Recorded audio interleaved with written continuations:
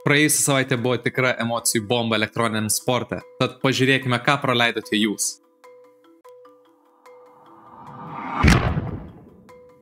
League of Legends pasaulio čempionatas jau įgauna savo pagreitį ir jau artėjame prie finišo tiesiosios. Būtent praėjusią savaitę pasibaigė Swiss etapas. Iš jo pateko 8 geriausios komandos į atkrintamąsias, kurios prasideda jau šią savaitę būtent ketvirtadienį. Pirmieji susitikimai įvyks va būtent tai. Kinijos LNG Esports susitiks su Kinijos Weibo Gaming. Pietų Korėjos Hanwha Live Esports susitiks su Kinijos Bilibili Gaming. Kinijos Top Esports priims Pietų Korėjos T1 iššūkį. Pietų Korėjos Gen.G kovos su Jungtinių Amerikos valstijų FlyQuest. Labai daug Kinijos, labai daug Azijos šalių, bet tai yra League of Legends pasaulis, tad nieko čia nuostabaus. Pirmas kovas prasideda jau šį ketvirtadienį, spalio 17 dieną. Šokant nuo didžiųjų lygų į šiek tiek mažesnes, Prancūzijos League of Legends taurėje Coupe de France pasiekėme finišo tiesiai. Būtent kitą savaitę, trečiadienį, įvyks didysis Coupe de France finalas, kuriame žaidžia Team Solary prieš Vitality B. Nors merginų taurėje lietuviai Agnei Karinai Vaškevičiūtei, kurie savoja Vitality Rising Bees, turnyras pasibaigė net neprasidėjęs. Vyrų tarpe už Team Solary ekipą žaidžiantis Edgaras Eckas Strasdauskas jau laukia savo finalinės kovos. Ketvirtfinaliuose išgyvenęs prieš EMEA Masters bei LFL čempionus BDS Academy, o pusfinaliuose 3-0 triuškinančių rezultatų patiesęs BK Rock Esports, Solarity jau kitą trečiadienį spalio 23 dieną susitiks su Vitality Bees Coupe de France Žemė finale. Pergalės atveju tai bus antrasis lietuvis, kuriam pavyko pasiekti šį prestižinį titulą. Prieš tai pasiekė Linsas Namčikas, kuris šiuo metu atstovauja Team Vitality senojo žemyno pirmenybėse LEC. Žengiant prie judriausios, ne tik Lietuvoje, bet ir visame pasaulyje sporto scenos šiuo metu, Counter-Strike 2, būtent sekmadienį saulėtame Rio de Janeire baigėsi IEM Rio 2024 finalai. Jų čempionais, kas yra nuostabu, tapo Justinas Dželekavičius kartu su Ukrainos ekipa Navi. Lietuvis taip pat iškovojo DHL MVP titulą, kas reiškia, kad jis buvo naudingiausias turnyro žaidėjas. Pagal HLTV reitingą naudingiausias žaidėjo apdovanojimas nukeliavo jo komandos draugui, rumunui Michai Ime Ivanui. Tai buvo 6. Navi finalas iš eilės ir 4.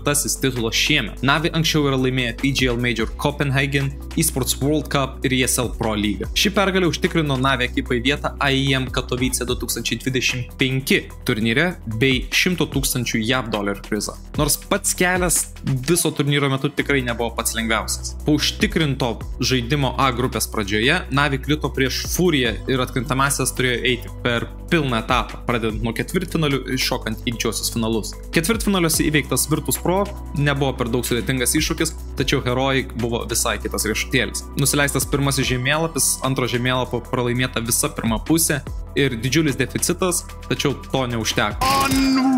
Just diverts his gaze a bit, pushes on the smoke, Wonderful gets tagged up, but overlooked is JL. Up on Tetris and pushing. Could find Nerds here, didn't spot him. Dexter Zorp is such a problem, but nice, so is the AK of JL.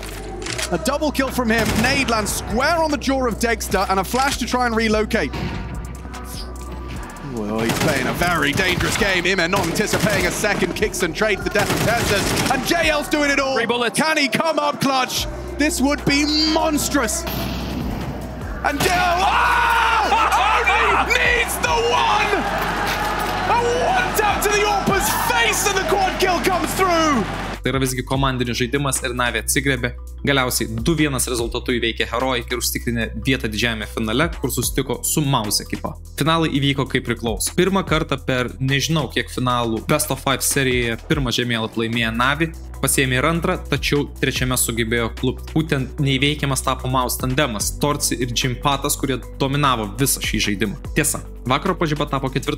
žemėlapis, būtent Ascentas, kuriame Navi panaikino net 8 raundų deficitą. Iš 20 rezultato buvo išlyginta, neužtenka, kad išlyginta, viršyta ir galiausiai 13-11 rezultatų nugalėta Mouse ir tapta IEM Rio 2024 čempionas. The Hungarian hunkers down, but Emma now realizes where he is. And the defuse tapped, Torzi doesn't peek, doesn't buy it, doesn't go.